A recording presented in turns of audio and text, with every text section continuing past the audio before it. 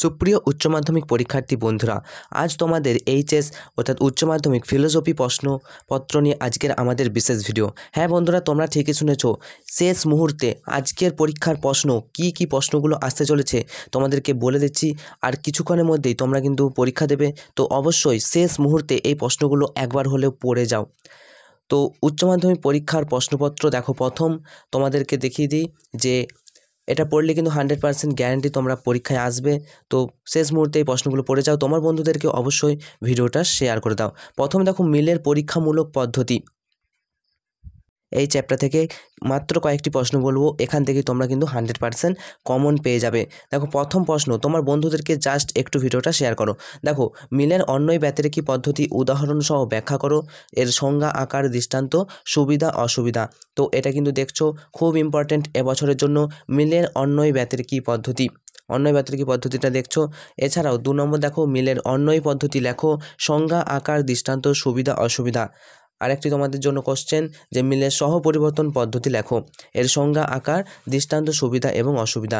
অর্থাৎ এই 3টি কোশ্চেনের মধ্যে তোমরা একটি কোশ্চেন এবছর পরীক্ষায় পেতে চলেছো, এটা আমরা আশাবাদী।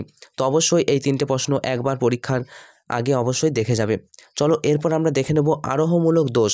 দেখো আরোহমূলক দোষ থেকে কী সংক্ষিপ্ত টিকা আসতে পারে সেগুলো তোমরা একবার তাড়াতাড়ি দেখে নাও। প্রথমে সংক্ষিপ্ত টিকা, অবৈধ সামান্যীকরণ দোষ, এটার টিকা দেখছো।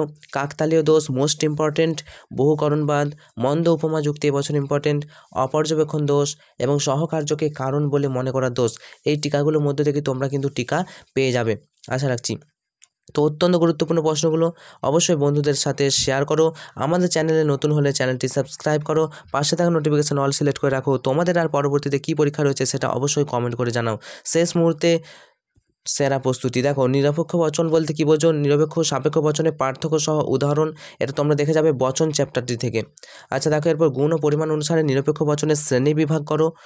আর 3 নম্বর দেখো, পদের ব্যাপ্যতা বলতে কী বোঝো, 4 প্রকার নিরপেক্ষ বচনে কোন পদ ব্যাপ্য, কোন পদ অব্যাপ্য, উদাহরণ সহ আলোচনা করো, এটা বচন থেকে।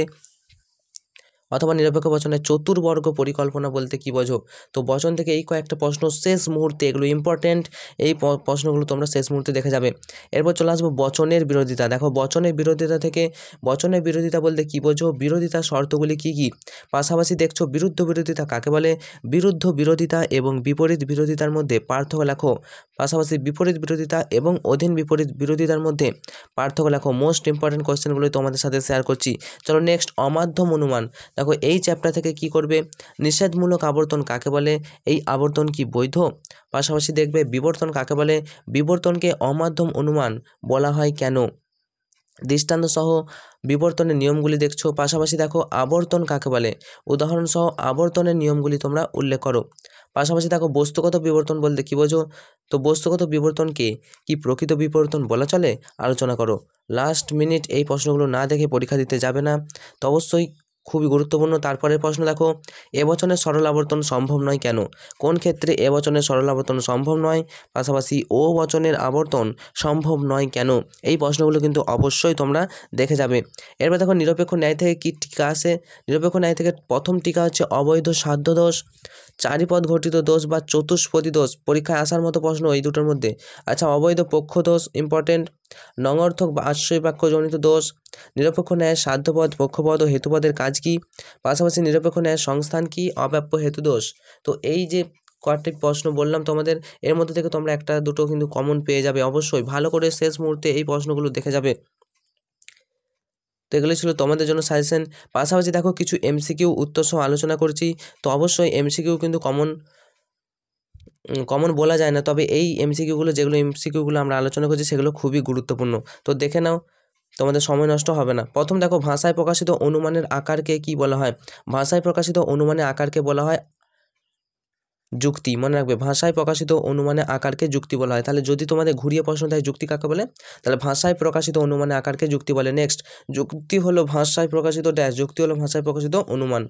অবরোহ যুক্তির সিদ্ধান্ত সর্বদা ড্যাশ হয়, মনে রাখো অবরোহ যুক্তির সিদ্ধান্ত সর্বদা সম্ভাব্য হয়। নেক্সট, যুক্তি হলো একটি ড্যাশ প্রক্রিয়া, যুক্তি হলো একটি মানসিক প্রক্রিয়া। নেক্সট দেখো, বৈধ অবরোহ যুক্তির সিদ্ধান্ত সত্য হতে পারে আবার মিথ্যাও হতে পারে। উক্তিটি কি? উক্তিটি অবশ্যই সত্য। নেক্সট, বৈধতার প্রশ্নটি কার সাথে জড়িত? মনে রাখবে, বৈধতা হচ্ছে সবসময় যুক্তির আকারের সাথে জড়িত। বৈধতা যুক্তির আকারের সাথে, সত্যতা যুক্তির বচনের সাথে। আচ্ছা, তাহলে বৈধতা হচ্ছে যুক্তির আকারের সাথে, মনে রাখবে। যে যুক্তিতে আশ্রয় বাক্য থেকে যুক্তি সিদ্ধান্ত অনিবার্যভাবে নিশ্চিত হয় তাকে কি বলে? তাকে হচ্ছে অবরোহ যুক্তি বলে। অবরোহ যুক্তিবিজ্ঞান হলো ড্যাশ, উত্তর হচ্ছে একটি আকারনিষ্ঠ শাস্ত্র। নেক্সট, অবৈধ যুক্তির হেতুবাক্য মিথ্যা হলে সিদ্ধান্তটি কি হবে? দেখো, অবশ্যই অবৈধ যুক্তির হেতুবাক্য যদি মিথ্যা হয় তাহলে সত্য অথবা মিথ্যা হতে পারে সিদ্ধান্তটি। নেক্সট, যুক্তিবিজ্ঞানের সুতরাং শব্দটি কী নির্দেশ করে? যুক্তিবিজ্ঞানের সুতরাং শব্দটি কি হচ্ছে সিদ্ধান্তকে নির্দেশ করে। নেক্সট, যদি একটি অবরোহ যুক্তির সিদ্ধান্ত সত্য হয় তাহলে যুক্তিটি কি হবে? দেখো, যদি একটি অবরোহ যুক্তির সিদ্ধান্ত সত্য হয় তাহলে যুক্তিটি কিন্তু কি হবে? সম্ভাব্য হবে। মনে রাখবে, বৈধতা বা অবৈধতার প্রশ্নটি কিন্তু যুক্তির সাথে জড়িত। মনে রাখবে, যুক্তির সাথে জড়িত অবরোহ যুক্তি। আর ভাষায় প্রকাশিত অনুমানের আকারকে কি বলে? যুক্তি। একবার বললাম, যুক্তিতে যে বচনে সত্যতা দাবি করা হয় তাকে বলে সিদ্ধান্ত। তাই কোন বচনে সত্যতা দাবি করা হয়? সিদ্ধান্ত বচনে। আচ্ছা, সামান্য নঙ্গর্থক বচন কোনটি? সামান্য নঙ্গর্থক বচন হচ্ছে ই বচন। মনে রাখবে, সামান্য নঙ্গর্থক বচন ই বচন। নিরপেক্ষ বচনের চতুষ্প্রকার পরিকল্পনাকার, চতুর্বর্গ পরিকল্পনা কে করেছিল? উত্তর হবে অ্যারিস্টটল। মনে রাখবে, ব্যাপ্যতা শব্দটি কার সঙ্গে জড়িত? ব্যাপ্যতা হচ্ছে পদের সাথে জড়িত। নেক্সট, বচনের প্রতিকায়িত রূপকে কি বলে? উত্তর হচ্ছে বচন আকার। নেক্সট, এরপর দেখো, বেশ কিছু এসিকিউ তোমরা শেষ মুহূর্তে অবশ্যই দেখে যাও। এসিকিউগুলো এগুলো সাজেশনের মধ্যে নয়, সবই সাজেশন অবশ্যই পাঠ্য বই পড়তে হবে, তবে এগুলো কিন্তু অত্যন্ত ইম্পর্টেন্ট। দেখো, বস্তুগত সত্যতা বলতে কি বোঝো? যুক্তির আকারগত বৈধতা কি? একটি বৈধ অবরোহ যুক্তির উদাহরণ দাও। সত্যতা ও বৈধতার মধ্যে পার্থক্য কি? Most important. যুক্তির উপাদান বলতে কি বোঝো? অনুমান ও যুক্তির মধ্যে পার্থক্য শেষ মুহূর্তে দেখবে। সিদ্ধান্ত কাকে বলে? যুক্তির অবয়ব কাকে বলে? এগুলো দেখছো। অবরোহ যুক্তি দুটি বৈশিষ্ট্য দেখবে। একটি বৈধ অবরোহ যুক্তি উদাহরণ দাও যার আশ্রয় বাক্য মিথ্যা কিন্তু সিদ্ধান্ত সত্য, এটা দেখছো। পাশাপাশি যুক্তির আকার কিসের উপর নির্ভর করে? দুটি সামান্য বচনের মধ্যে কোন বিরোধিতা সম্বন্ধ আছে? শূন্যগর্ভ শ্রেণী কাকে বলে? Most important. এ বচনে ভেঞ্চিত, চারটে বচন এ, ই, আই, ও, চারটে বচনের ভেঞ্চিত তোমরা দেখে যাবে ভালো করে। কোন কোন বচনের মধ্যে বিপরীত বিরোধিতার সম্বন্ধ হয়? যুক্তি কাকে বলে দেখছো। আরোহ যুক্তি কাকে বলে? বিপরীত বিরোধিতার একটি উদাহরণ তোমরা ভালো করে দেখবে। একটি বৈধ যুক্তির উদাহরণ দেখছো। একটি বৈধ যুক্তির উদাহরণ যার আশ্রয় বাক্য সিদ্ধান্ত উভয় মিথ্যা। ই বচনের ভেঞ্চিত্ত কি? এগুলো তোমরা কিন্তু দেখছো। তাহলে আমরা বলেছি চারটে বচনের ভেঞ্চিত্ত দেখবে। হ্যাঁ, আচ্ছা, এবার দেখো, যারা লজিক পার্টটা করবে তো তোমাদের জন্য কোন ধরনের কিন্তু আসবে? দেখো, ব্যাপ্য অব্যাপ্য এরকম পদ আসতে পারে। যাই হোক, লজিক কীরকম আসবে? দেখো, মানুষ কখনোই চিরস্থায়ী নয়, তাহলে কোনো মানুষ নয় চিরস্থায়ী, তাহলে এটা হচ্ছে ই বচন হয়ে যাবে। এরকম লজিক তোমাদের আসবে, তো লজিকগুলো খুব ভালো করে প্র্যাকটিস করো। দেখো, খুব কম সংখ্যক ছাত্র মেধাবী, তাই কম সংখ্যক বলেছি, তার নেগেটিভ হবে এটা ও বচন।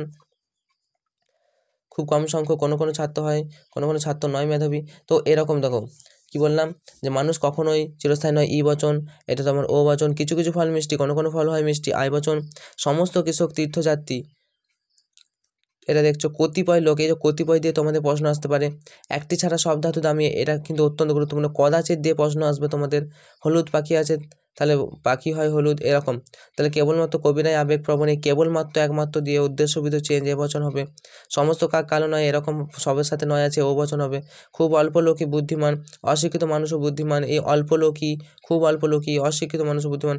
সঙ্গীত কেন ভালোবাসে, সমস্ত কাক কালো, এরকম টাইপের কিন্তু তোমাদের লজিক আসবে কিন্তু। ওকে, আবর্তন বিবর্তন, ব্যাপ্য অব্যাপ্য, এরকম টাইপের প্রশ্ন কিন্তু তোমাদের আসবে। তো এই ছিল তোমাদের জন্য কমপ্লিট সাজেশন এইচএস ফিলোসফি প্রশ্নপত্র। প্রশ্ন ফাঁসও বলতে পারো, কারণ এই প্রশ্নগুলোই তোমাদের পরীক্ষায় কিন্তু আসতে চলেছে।